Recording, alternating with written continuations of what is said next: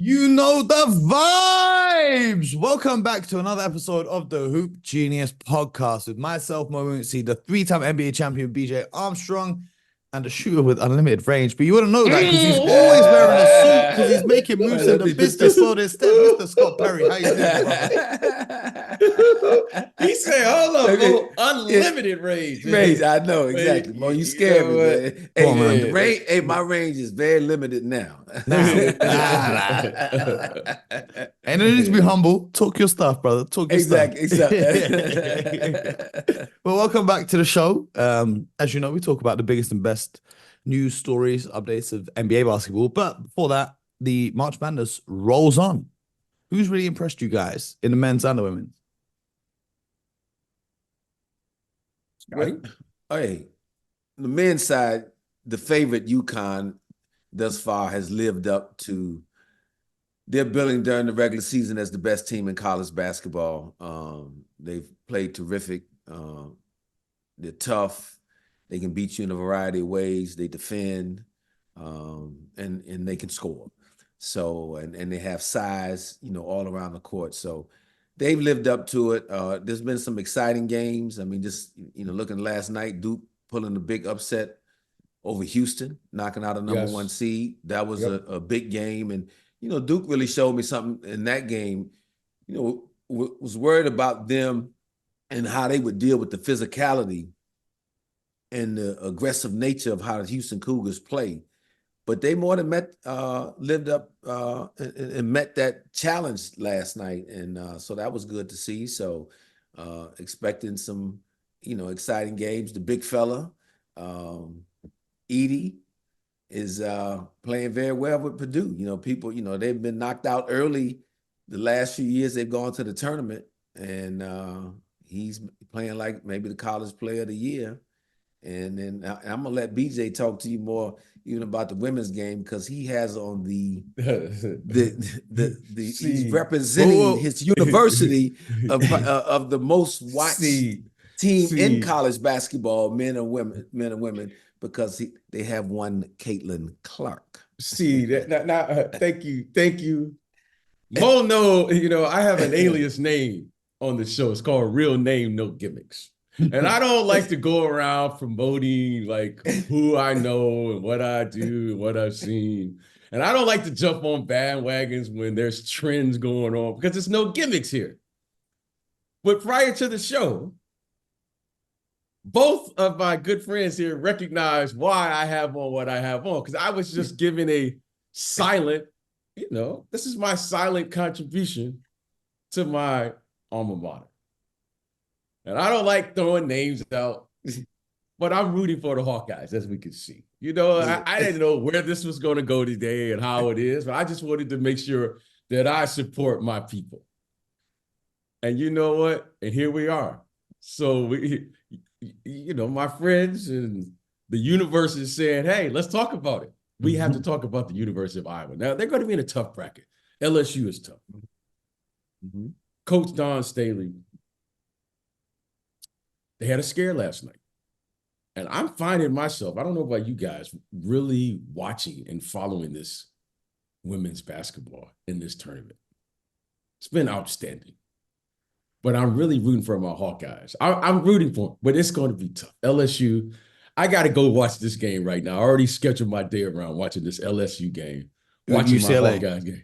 Yes, versus UCLA. It's going to be tough. Yeah. It's going to be a tough game. And we're in a tough bracket. But you know what?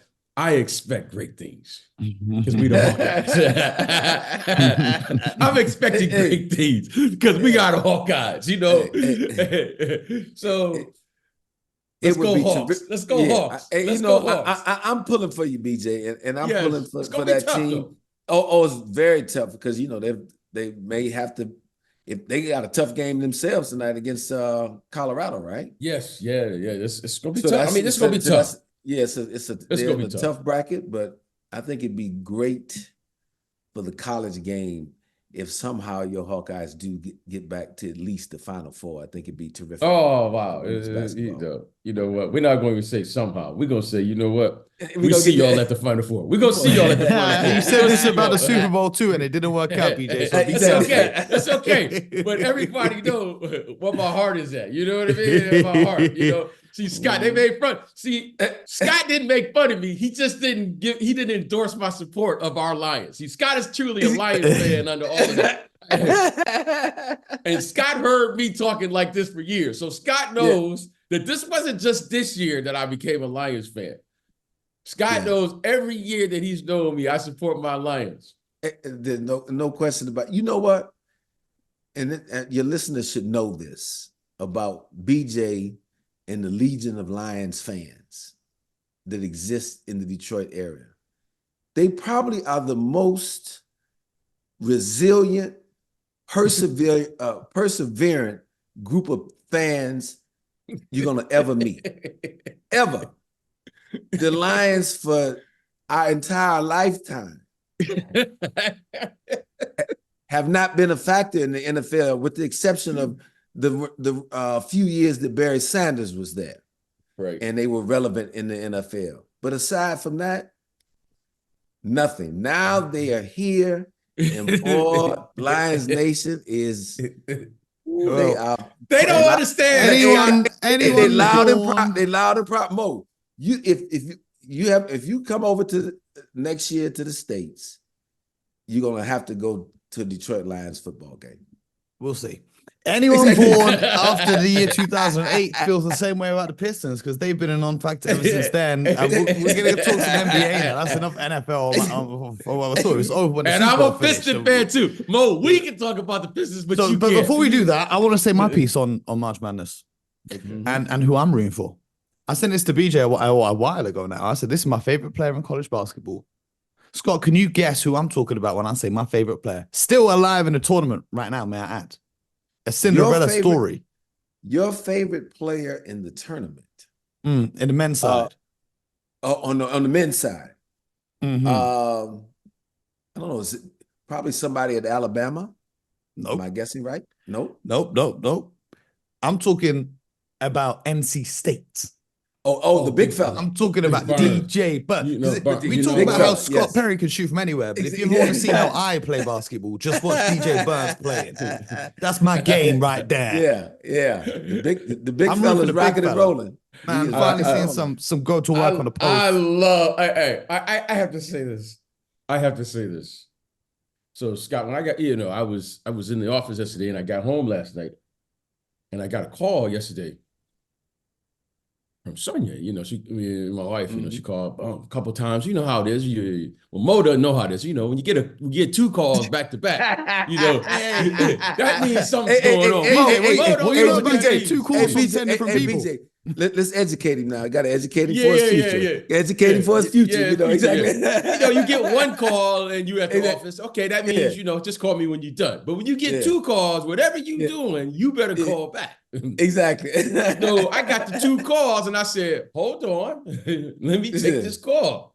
And it was just my youngest son wanted to let me know that NC State was playing and that the big fella was working. And my wife was like, how does he know who the kid is, DJ Burns? I said, him and I was watching the game. And I said, the big fella, we refer to him in our house, Twinkle Toes. He's light on his feet, Twinkle Toes, that he was working. And he told her that was Dad's favorite player in college basketball. So you know what, Mo, I appreciate the big fella's game. I appreciate your game. And Scott, we are campaigning, as our listeners know, for Mo to be in the celebrity game at All-Star Weekend. And Mo has guaranteed us. Mo has guaranteed us 30 or above, and the MVP. Easy.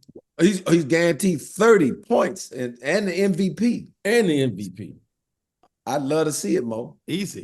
And more listeners to make these celebrity status. And Mo, I'm gonna say this: if you don't get 30 points, you better at least get 30 shots. I'm doing what DeJounte Murray did the other night. You better go down. down. You better go down swinging. Exactly. That's what we expect. DeJounte Murray had 44 points on 44 shots the other night. So that, you know my style. Exactly. Wow. But before we talk about, because when BJ was saying he's rooting for his Hawkeyes, and then he said, let's go Hawks, I had just a PTSD moment. I was thinking, oh God, not again. I don't want to see the Atlanta Hawks ever again. Just before we finish on college basketball, shout out to my boy Mohamed Diarra playing the March Madness tournament while fasting throughout Ramadan. Yes. Salute to you, my brother. It's all love.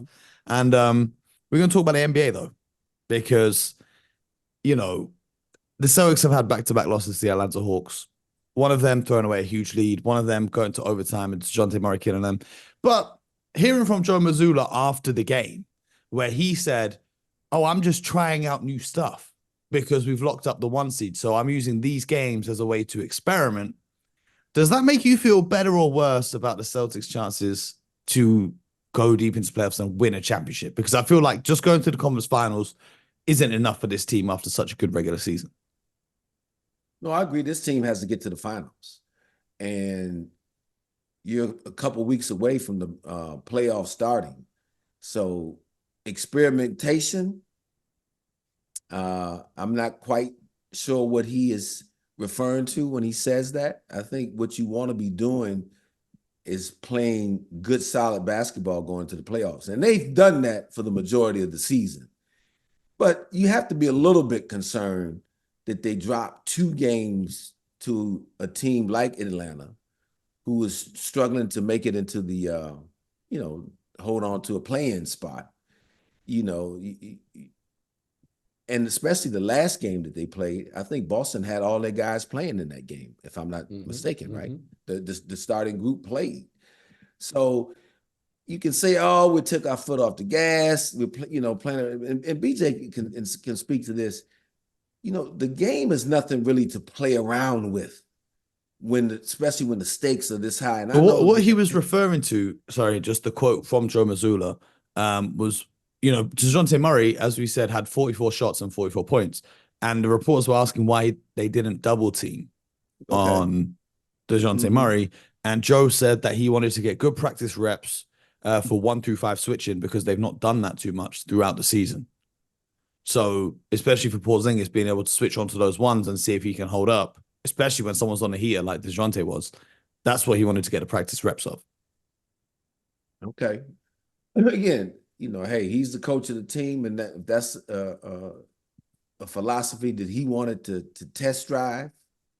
That's his prerogative. But at the same time, I'd like to test drive some of those things and win one of those games. I'm not saying they had to win both, but I just don't like leaving town. They were there for a few days and they playing Atlanta Hawks twice and them not at least winning one of those games. I don't know how you guys feel about it, but I just think you want to continue winning as much as you can. I'm not mad at them. I've been to Atlanta a few times, Scott. Basketball was not the focus on my mind when I spent my time there. So you've locked up the 1 seed. It's late in the season. I'm not mad at you. Enjoy life, fellas. Hey, but see, to your point, I hear you, Mo, but anything short of the NBA Finals and probably short of an NBA championship. It has to be a championship because they've broken all these regular season, exactly. So differential. Anything short of winning the championship, I don't want to be looking back and saying, oh, well, we just kind of waltzed our way into the playoffs and we didn't take these last 2 weeks seriously because we had clinched everything. No, you got to stay locked in. You got a couple more months to stay locked in. And guess what? You win the title, then you can go hang out in LA, Miami, LA, wherever you want to go hang out. It's a time to do that. Yeah. And look, our man here, the 3-time champion, he can tell you the same thing. I'm sure they had the same, these cities had the same offerings, if you will, when he was playing, but their team had to decide, okay, what is more important? Hey, to hang out and stay up all night and not come totally locked in to win to the finish line of the regular season and be totally locked in come playoff time? You know, BJ, what do you say to that? Was that you guys' thought process? Well, I would love to believe that you can turn it on and turn it off as you see fit. We have this every episode. No, well, I would love to believe that. Yeah, right. But look, Scott understands this as an executive. Scott has won a world championship. It is really, really difficult to win in the NBA.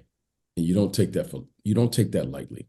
And you can't take that for granted. You can't just say, well, we're experimenting, kind of like a casual thing. When you win in this league, it's because you earned it. And you have to respect the game. Because as we all know, who's worked in this league, played in this league, things can turn very quickly. An injury can turn, people cannot play well, things can just go south. And when you have an opportunity to win and when you have an opportunity to compete, you guys in this generation say, stay locked in. You have to take advantage of this situation. I think you run the chance of being and approaching the game when you start having a casual way of approaching the game. I can deal with losing. Just give me what you got. But when you start saying things like, well, I was experimenting, I'm always concerned because winning is a habit and losing is a habit. And when you win a championship, yeah, you can say you worked hard, you can say you were grinding, you can say all these things, but let me tell you the truth here. You have to win close games. And you need some luck in those close games too. You need a bounce. You need another team didn't execute or whatever the case may be, because one play is the difference between winning and losing. So I would like this team to continue to build good habits. And Scott knows this. And I'm telling anyone who's ever won a championship, I don't care what level, when you disrespect the game by not doing everything right one time, it can change your whole outcome for that year, for the rest of the season. And the Boston Celtics, they've been terrific. They've shot the ball well. They play however they play, and we can debate about their style. However, don't start experimenting with the game right now. Yeah. Well, don't start experimenting. Don't start experimenting, because let me tell you something. The teams they're going to be playing in the playoffs, Scott, when the playoffs start, the season is 0-0. Mm-hmm. And we don't care what you did in the regular season. Mm-hmm. And that is a mentality. Well, the scariest part, keep staying focused. The scariest part is the Celtics are the 1 seed. The Hawks are currently 10th, which means if they win their playing game, they will be the 8th seed. And the Celtics are going to have to face them in the first round. They faced them in the first round last year and dropped 2 games in Atlanta. Mm-hmm. And now coming off the back of back-to-back losses in Atlanta, I don't know if that's the first round you really want. But we know the Celtics historically love making life hard on themselves. So we'll see how that rolls out. Yeah, and the last point about this, the rest of the teams in the Eastern Conference right now, I doubt very seriously that they're experimenting at this stage of the season. They don't have their seeding locked up, so they're trying to improve their rank. I understand they don't have their seed, but what I'm saying is they're being locked into what they have to do. Mm. And to BJ's point, if I'm at the top of the mountain and I decide to take my foot off the gas pedal and I'm kind of switch up what I've been doing all season long that allowed me to be the first to the top of the mountain. Now you're going to say, okay, well, let's recalibrate again and lock back in like we were in the beginning of the year. It doesn't have to happen when you do that. That's all we're saying. Now, again, I still favor the Celtics to come out of the East? Yes. But Full transparency for our listeners, we're recording this on the Saturday before the Celtics play the Pelicans. So we'll see how locked in they are against the good Pelicans team who have been on form recently. But that brings us nicely to our list that we do every couple of weeks here on the show. Your top 5 contenders ranked in order. Mr. BJ Armstrong. Talk us through 5 why to 1. Why we always do these rankings? What is going on with the rankings? Because number 1, they perform very well on social media. Oh, okay. Which means we get more people locked in on the show because they've seen the clip and they want to hear the actual debate. And number 2, I'm wondering how long it's going to take you guys to give up on Phoenix, who you gave up on last time, and Milwaukee, who I'm looking at right now. That should not be a top 5 right now. So I'm interested. I want to hear this. Okay. I want to hear this. Who is my top team? Okay.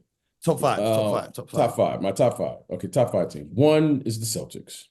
Oh, over the Nuggets now. Sorry. Yeah, yes, the Celtics. Yes. Right now, the Celtics. Okay, I'm going to say the Celtics. I think Denver now is like 2nd or 3rd right now in the conference. Denver is 2 right now. Now 3, 4, 5. I really like. But I'm going to go Minnesota. I'm going to go 3 Minnesota. I feel like I have to put Oklahoma in there right now because they've been 1, 2, 3 the entire year, so they're 4. And then 5.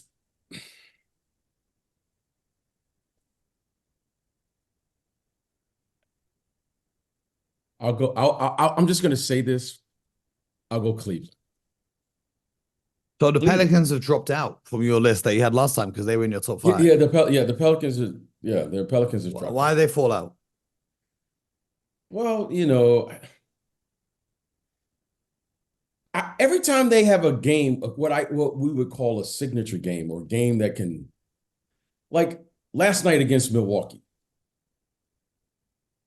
Like when it's time for them to like step up and say, "Hey, we've arrived. We're here. We're just kicking in the door." It's not that they lost. It's the way in which they lose. They didn't lose though. Did they look? I thought they lost last night. Did they won by 7 points against the Bucks. Okay. I'm letting them go. I'm just gonna just say I'm not really confident right now with this team. I love their talent, but I'm not really confident. I thought they lost last night. Am I tripping? Yeah, I think you are, Mo. No, they beat the Bucks. Did they beat the Bucks last night? Mm-hmm. Okay. I thought they lost last night. No, they lost to the Thunder. They lost to the Thunder the game before in a game in which the Thunder Josh Giddey let them up. So that's never a good way to lose. Okay. But yeah, they beat Milwaukee. Did they beat Milwaukee? Yes. Okay. And now they got the Celtics today. Yeah, I'm just not confident with this group here. So I'm just going to go Cleveland if you're saying right now for my top 5. Scott, let's hear yours. All right. Sometimes old habits die hard. So I'm going to start from 5 and work my way up to 1. I like that. You listen to the instructions unlike exactly. DJ's in his own world. I'll leave him to it. Absolutely. Hey. And I know this team has been playing just slightly above 500 basketball lately, but they got a key player back. They've had a couple of key road wins here the last couple of games. Mm-hmm.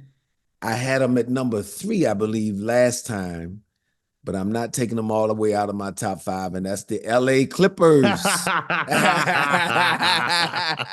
BJ gave up. He didn't even say nothing. BJ gave up, exactly. I know he gave up on him, but look, long as Kawhi Leonard is healthy, Russell Westbrook is back, and he energizes that group, brings a certain swagger to that team.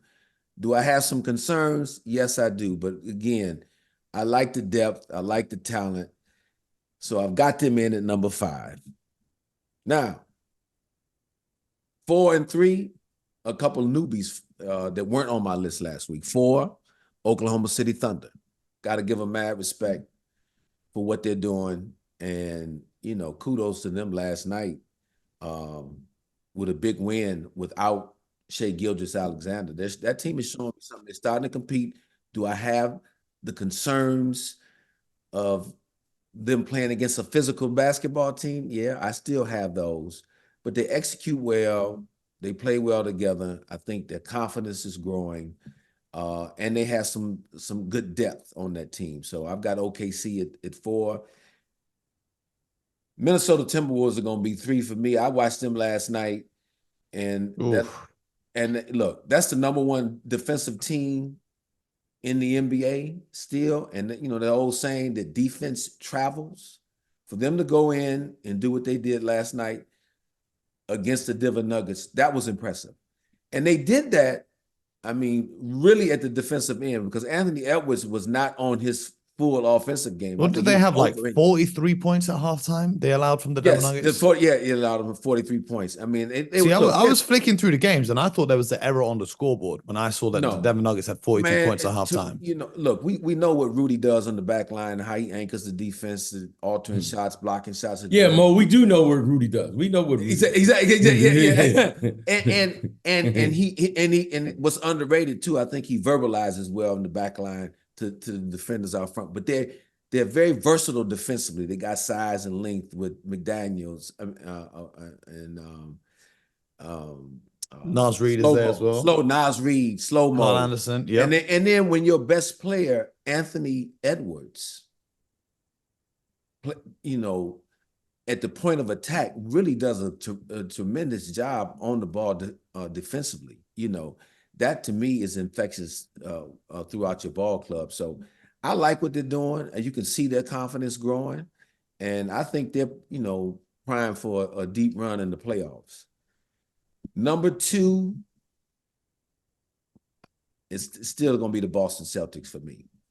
I've got Boston at number 2. Again, I do have my concerns, again, with the bench unit. Little concern what happened here in Atlanta. I know it's not the playoffs, but again, I see a few chinks in the armor, and so that's why I still have them as number 2. And number 1, again, I'm gonna stick with the defending champs, even though they lost last night.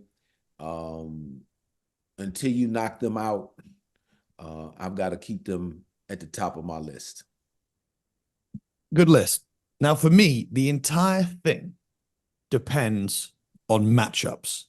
And with the Western Conference being so close, like I did a video on YouTube the other day about, and the title of the video was why the Dallas Mavericks will make the conference finals. But that's when the Denver Nuggets looked like they were comfortably going to stay the 1 seed for the rest of the season. And the Mavericks were going to be in that 6 seed where they could avoid facing the number 1 seed until the conference finals. Whereas now, the Nuggets lost a couple games, the Mavericks are still in 6th, and there'd be a first-round matchup. So it's really tough to make these lists without knowing, especially the Western Conference. But the Nuggets, as everyone knows by this point, will remain number 1 on my list until they are eliminated or they are champions, because I've been believing in that all year long. So I'm going to keep the Nuggets at number 1. I'm going to keep the Celtics at number 2, because obviously 1 team from the East, 1 team from the West. But then after that, I look at the Eastern Conference and I think over 7 games, do I see anyone defeating the Celtics? And then I look at the other teams, right? So obviously the Hawks, we laugh and joke, but I like to think in a 7-game playoff series, the Celtics would take it a little bit more seriously and they wouldn't actually lose 2 straight games to the Atlanta Hawks. And even if they did, like they did last year, they'd figure it out. The Knicks do concern me because of if they get their guys back from injury. But that's an if, because I still don't know the update on OG's elbow, and it was looking swollen the other day. And I don't know how long it's going to take Julius to feel like Julius again when he comes back from his dislocation injury. The Orlando Magic are an interesting team, but I don't know if they have the experience yet or even the depth to make a really, really deep run. The Cavaliers that BJ put on his list, they're an interesting team to me, but I feel like there's just something about that team at full strength that just doesn't work. You know, like when they've got a guy missing, they can find a way to make it work. But as soon as they've got everyone together, it's like, oh, everyone's here now. Who gets the ball? What are we doing? And so I'm not feeling that. The Pacers, well, we've seen how they've been playing recently. Milwaukee Bucks, I'm not a believer in them whatsoever after their most recent run of form. And Patrick Beverley's now playing through his wrist injury, but he's got some sort of wrist injury going on. But their defense they're just looking older and older as time goes on. And then the Miami Heat, who of course everyone's like, cool, the Miami Heat, they get to the conference finals every year, they get to the finals every year. You got to stop living off last year's work. Maybe I'll regret saying this, but I just don't see that happening this year. So I've got the Celtics on my list at 2 as the only team from the East. That's a long-winded way of saying that. And then the other 3 spots I got the Timberwolves, I got the Dallas Mavericks at 4, and I got the Thunder at 5. Thanks to Mr. Armstrong's what we spoke about last week in the most impactful players in the playoffs. So if you guys missed that episode, you can go back and listen to that. Hey, it's interesting. But I'm putting the Mavericks up there in the 4th spot right now. The Dallas Mavericks were the team that I looked at moving at 5 in place of the Clippers. Just wasn't quite ready to do it yet. But if they played right now, if they were my next team in, you know, like they had, Scott, if the Clippers and Mavericks played a series right now, how's that series going to go? Oh, look, that's a toss up there. I don't think so. Yeah. No, I mean, look, what I'm saying is that would it surprise me that the Mavericks could beat them?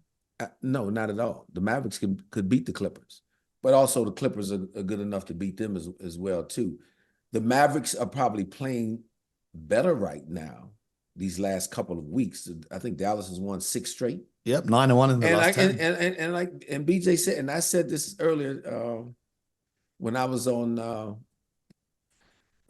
my spot on ESPN this morning. Yeah, Scott, talk your talk. Yeah, no, exactly. But that Luka Doncic is having an MVP caliber season, and with the exception of them playing the Denver Nuggets, he arguably is going to be the best player on the floor in any series, any team that they match up against in the Western Conference. So that gives you a chance. And as BJ knows, if you studied the history of the game, if you have the best player on the floor in a series, a lot of times we've seen those teams and those organizations make deep playoff runs. Absolutely. So I'm not mad at you having Dallas in there now. I want to see them, and they're improving defensively. I just want to see them continue along that track of improving defensively over these next couple of weeks. If they do that and the Clippers continue to kind of play up and down basketball, they're going to jump into my list. But before we get to the playoffs, we've got to play in. And I want you both to make a prediction right here. The Warriors or the Rockets for that final play-in spot in the Western Conference. The Rockets have won 11 straight games. The Warriors have obviously got a bit of a wake-up call. They've won their last 3. But if they lose one game, they could be out of there and not even making the postseason. Do you think the Warriors hold on to that 10th spot, or do you think the Rockets and Ime Udoka, who's somehow, I don't know what kind of magic he does, but this is the second time he's coached an NBA team and the second time that for the second half of the season, they just go crazy. So I don't know what he's doing after the All-Star break to get his guys playing like this, but who do you think makes that final 10th seed spot? It's a tough one, but I'm going to stick with Golden State right now. And here's why. I think they have one more opportunity to play against one another. And I don't know, where's that game at, Mo? Is that in Houston or is that at Golden State? The head-to-head matchup is going to be in the Toyota Center in Houston. In Houston, okay. So where Houston has played terrific. But I'm just going to give Golden State just the slight edge due to the experience in playing in these type of playoff type games, really, because that's what you have right now. You got teams competing to get the last spot. And so the Warriors have been here. I have definite concerns with them, obviously, as a team. I don't think they're going to be they're equipped to make any kind of long run if they do in fact make it into the playoffs. But right now, I'm still going to give them the slight edge, even though Houston is playing terrific basketball and they are finding way to win games late that they weren't doing earlier in the year. So kudos to the players, kudos to Ime Udoka for the ascension of the Houston Rockets. But I'm gonna hold on to Golden State at least this week. Check with me next week, Mo. Yeah, it's that time of the season where you Exactly. usually talk about which teams we're going to focus in on this week, but this week you really got to look at the entire league because there is so much happening. Like all the top 3 teams in the Western Conference are all on 51 wins, and then you've got kind of the middle pack where you've got the Clippers, the Pelicans, the Mavericks, and maybe even the Suns creeping in there, who are between like 44 and 46 wins. So the order of those teams could all change. And by the way, if the Mavericks find a way up to the 4th seed, Luka has to be the MVP, in my opinion. And then you've got the play-in picture, which we just spoke about a little bit there. And the Lakers could even make a run at the 8th or even the 7th seed if they get things together. And then over in the East, I mean, the 2nd and 3rd spots are still up for grabs. And then the Knicks, the Magic, the Pacers, and even the Heat, they're all in the mix as well to try and avoid that play-in position at number 7. So we really got to be locked in for every team. BJ, is there anyone you wanted to talk about in particular? Well, I was just listening, what Scott was talking about with Golden State. I mean, they are in, literally, it's anyone's game at this point. I mean, exactly. It really is. And you know how this goes, right? I want to give a lot of credit to the Houston Rockets for, it is really hard to do what they've done this year, is to be a team where they were clearly at the bottom half last year. I mean, they were like, I don't know, 2nd or 3rd worst record in the league or somewhere around there. And all of a sudden, they're playing meaningful games at this time of year. And the ascension of Jalen Green has been, I just love when young players take a leap. Suddenly, this young man now is not only scoring a lot of points, right? I think he was he the player of the week or player? He has to be, or something, or Western Conference Player of the Week or something. But you know what's impressive is what they're doing on the defensive end. You said what's the secret sauce?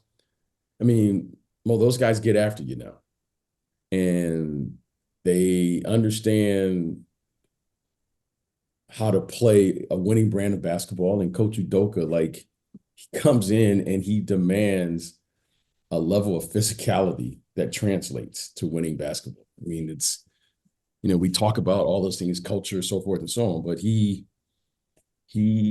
done it. So now, this is not a mistake. He's done it now a couple times. Mm-hmm. The team that I'm most concerned with, because they have 3 players that are like max players, and that's the Phoenix Suns. I'm really concerned about them. Good call. I want to know if Matt Ishbia can get refund. I'm with you there. Good call. I'm really concerned about them because I don't know where this goes now. Like, I don't know where this goes, and I don't know what you can do as far as the business and the contracts and how they're going to play and how this works. You can't trade Bradley Beal because he's got no trade clause. You can't trade Kevin Durant because that's Kevin Durant, and you can't trade Devin Booker because once KD and Beal are off the books, that's your only guy you got left. And then on the rest of your roster, you've got no tradable assets. You've got guys on minimums. You've got guys you've signed from the G League. You've got guys on 10 days. You've not really got a lot of pieces that you can go and shop and add to your team. They're in a real tough predicament, and I would not like to be the general manager of the Phoenix Suns right now. Look, I watched that game the other night against the Thunder, and the Thunder were without their very best player, Shai Gilgeous-Alexander, and they dominated the Suns in that game. That's concerning, given what's at stake here for the Suns. Kevin Durant and Booker and Beal, they understand. They're not trying to go into the play-in side of this tournament. They got an opportunity to finish in the top 6. That game was important for them. And to watch them on the defensive end, was alarming because Oklahoma City drove into the lane and got to the rim at will, and which created all the open 3-point looks. And then offensively, one other point, I know BJ has talked about this a lot since I've been on the show, and when we talked about Phoenix early in the year, how would they be without a point guard on the roster? You know, the whole experiment with Devin Booker playing the point. And so when you start watching them now, you can tell they miss having that player who can kind of organize things on the court. Don't disrespect the Devin Booker. Great player. But should I tell you the worrying part for me, Scott, is when you look at the two other stars in Grayson Allen and Yusuf Nurkic, I believe that those two guys have exceeded the expectations of what people thought that they would bring. Grayson Allen in terms of his shooting, and Yusuf Nurkic just dominating the boards. He's like a one-man rebounding machine. So it's like, you can't ask for any more from those two guys in your lineup. Yeah. So what's the reason that we're not? Because I remember when we started doing these top 5 lists a couple months ago, everyone had Phoenix in their top 5. Well, you two had Phoenix in your top 5. Phoenix. Yeah, they'll get it together by the playoffs. We got to All-Star, we got to the trade deadline. They still not got it together. And now we're getting towards the playoffs and they're in the 7th seed. And, you know, they're only, 2 games ahead of the Lakers, who are 9th. So I don't know how they're going to get it together. I don't know how, because they have such an over-reliance on the mid-range shot as well. And it's pretty much just Grayson Allen letting it fly from deep. The other guys like to get to the mid-range bag, which statistically, when you play in the modern NBA, everyone else is shooting 3s and you're shooting 2s. It's hard for you to win that way, just based on the percentages, and that's how they play. So I'm worried about them. I get the owner went all in on trying to compete, and I respect it. But I think that Bradley Beal trade, like I asked you guys about this last week, right? That Bradley Beal trade was one trade too far for me. I would have kept a point guard on the team.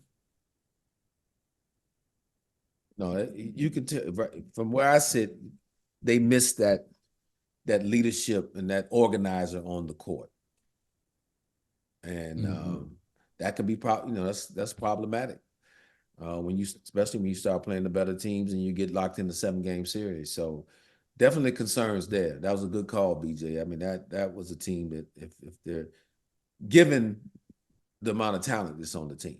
Right. But do you know what my biggest concern is, though, for the playoffs? And this is the concern that has me, I think about this 24/7. This is the number one concern I have. Is anyone out there who hasn't yet subscribed to this show on YouTube, Spotify, Apple? Because when the playoffs get here, there's only one show that you got to look into, because we're going to be here every single day. So you might be worried about the Phoenix Suns, but if you're not subscribed to the show, I'm more worried about you. So make sure you subscribe to the Hoop Genius podcast. We're going to be back with more tomorrow, the day after, the day after. We're going to keep going. Scott's going to be back as well next week. And then Scott's going to pop in throughout the playoffs as well, as he's now part of our family here on the show. Appreciate both of you fellas. Appreciate you guys who tuned in and listened. We'll be back. We didn't get a chance to record the other day, Friday's episode, so we'll be answering your questions on Tuesday's episode. So make sure you got them submitted to the Discord. And until next time, my good people, appreciate you tuning in, and get buckets.